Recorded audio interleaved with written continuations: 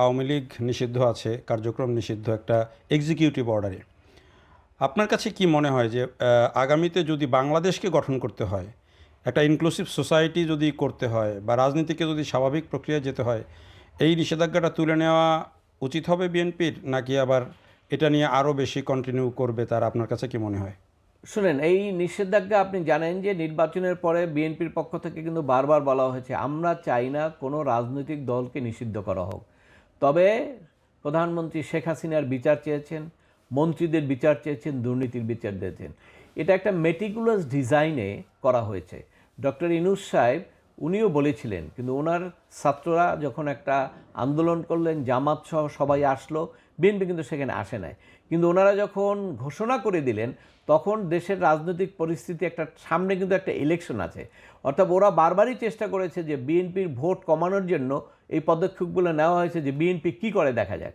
যখন আপনার এই কর্মকাণ্ড স্থগিত করা হলো তখন যদি বিএনপি এটা বলতো যে রাজনৈতিক দলের কর্মকাণ্ড স্থগিত করা ঠিক হয় নাই, তাহলে কিন্তু আজকে যে বিএনপির সিট পাইতো তারা এটা পাইতো না। কেন পাইতো না? কারণ তোরা এখন ক্যাম্পেইন করতে এমনভাবে যে না বিএনপি হলো আওয়ামী লীগের দোসর। তো এই কারণে রাজনৈতিকভাবেই কিন্তু তারা ওখানে তখন বলছে সরকার যেটা করেছে এটা ঠিক আছে। এবং এই কারণে রাজনীতির কারণে ধরেন এই যে হেনা ভোটের কথা বলেন, তারা দিয়ে তো বলছে হেনা ভোট দেওয়ার জন্য, বিএনপির যত লোক ভোট দিচ্ছে তার 50% তো হেনা ভোট দেয় নাই। তাহলে এটা কি তারেক জিয়ার কথা মানলো? এটা তো রাজনৈতিক বক্তব্য।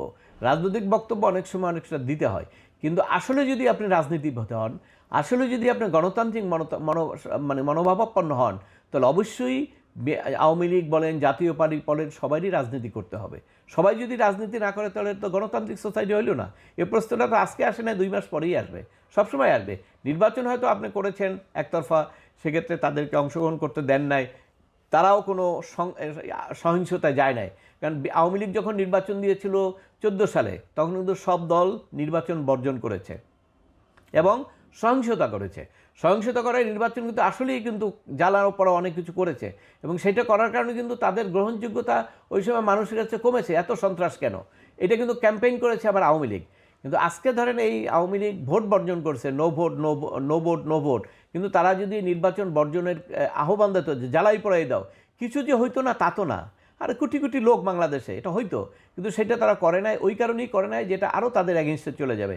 যেহেতু অ্যাগেনস্টে তাদের একটা ক্যাম্পেইন অলরেডি আছে, তাদের সময় সুশাসনের ব্যর্থতা ছিল, দুর্নীতি ছিল এবং তারা ক্ষমতা থেকে সরে গিয়ে অনেকেই চলে গিয়েছেন, তারা এখন ফিল্ডে নাই। তো বিভিন্ন কারণে তাদের অনেক দুরবস্থা চলছে।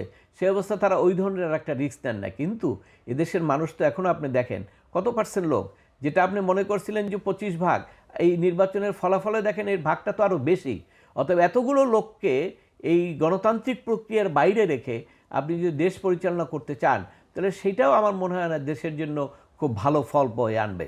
অর্থাৎ আমার আমার ধারণা থাকবে, আমার প্রত্যাশা থাকবে, রাজনৈতিক স্থিতিশীলতার জন্যই সুযোগ বুঝে, সময় বুঝে নিশ্চয়ই সমস্ত দলই আবার রাজনীতি করতে পারবেন নির্দিষ্ট নিয়মের মধ্যে থেকেই।